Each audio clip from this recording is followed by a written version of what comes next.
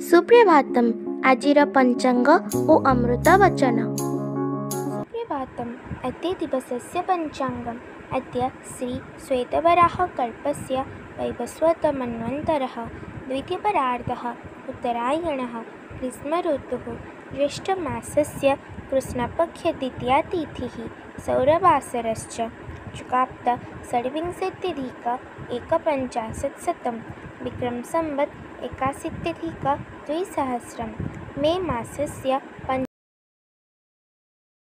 दिवसः सर्वेषां कृते मङ्गलमयं भवतु इति विभुपदारविन्दयोः विनम्र प्रार्थना।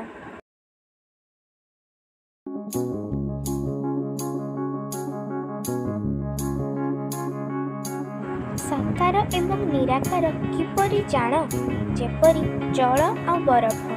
जल जमाट बांधिले साकार पुणी तरली गले निराकार। ठाकुर श्री रामकृष्ण परमहंस।